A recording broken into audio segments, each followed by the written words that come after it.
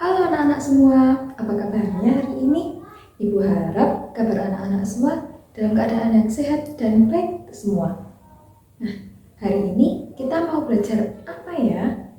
Nah, hari ini kita mau belajar tentang trigonometri.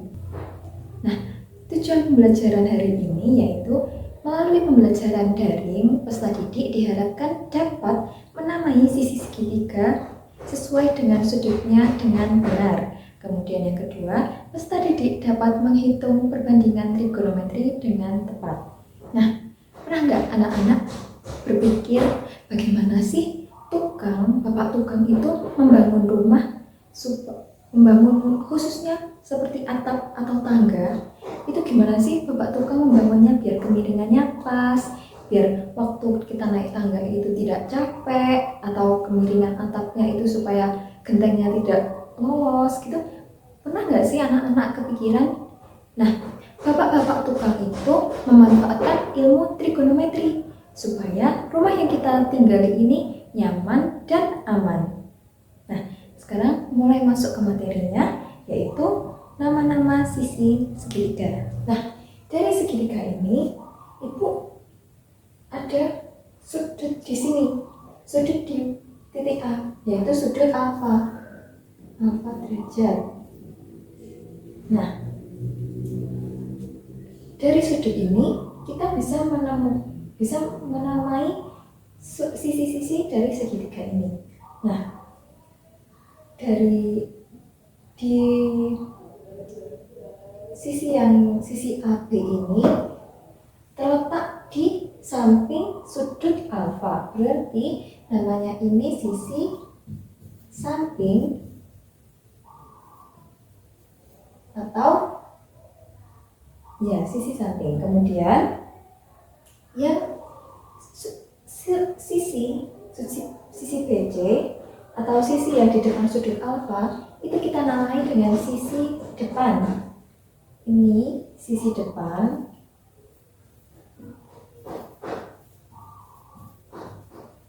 Kemudian sisi miring di dekat sudut alfa ini atau sisi AC, sisi miring ini kita namai dengan hipotenusa. Hipotenusa itu sisi miring di segitiga.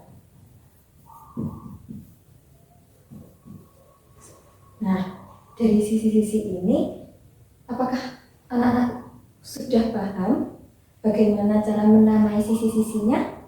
Sudah? Bagus sekali. Oke, Ibu harap anak-anak bisa memahami penjelasan Ibu ya. Kemudian, dari sisi-sisi ini, jika kita gambarkan koordinat kartesius di seperti ini, koordinat kartesius. Nah, ini adalah sumbu X dan ini sumbu Y. Nah, berarti sisi samping ini kan sejajar dengan sumbu X. Berarti kita dapat menamai sisi samping ini dengan memisahkannya sebagai X.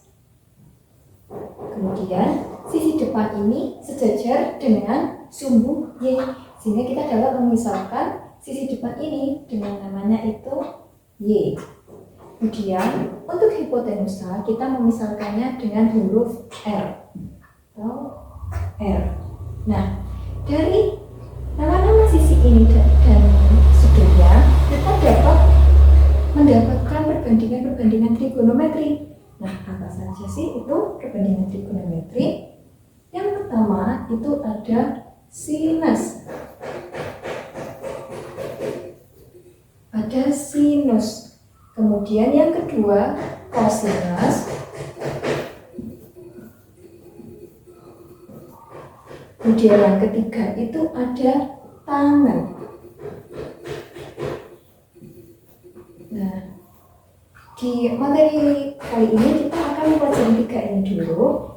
Nah, sekarang Ibu punya satu contoh soal yang akan kita selesaikan bersama-sama untuk latihan. Oke? Nah, di sini ada gambar segitiga siku-siku ABC yang mana diketahui panjang sisi BC ini 4. Kemudian panjang AB itu X dan panjang AC itu R.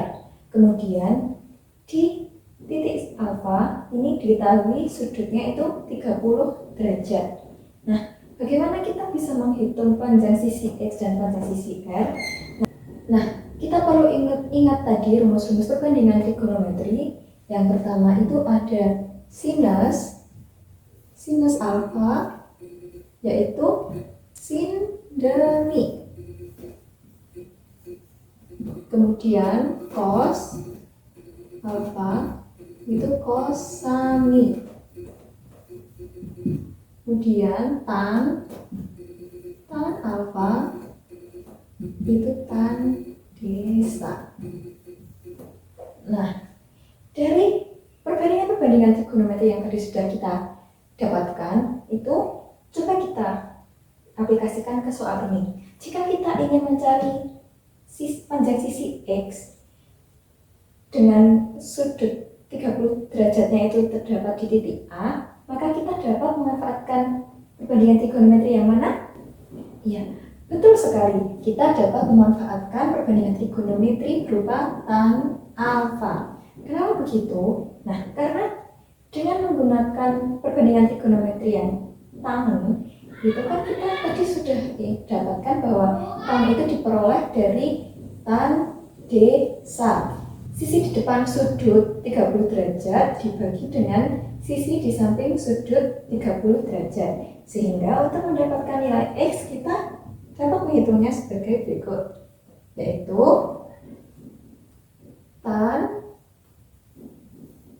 30 derajat sama dengan D nya itu ya dapat kita ganti dengan nilai 4, kemudian sampingnya itu nilai X.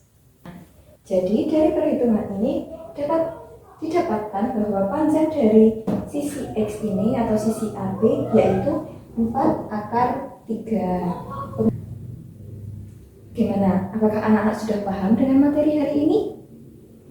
Oke, Ibu harap anak-anak paham dengan penjelasan dari Ibu tadi. Karena materinya sudah selesai, anak-anak bisa belajar terlebih dahulu nih untuk besok di materi yang selanjutnya, supaya waktu di kelas anak-anak sudah mulai paham bagaimana cara mengerjakannya.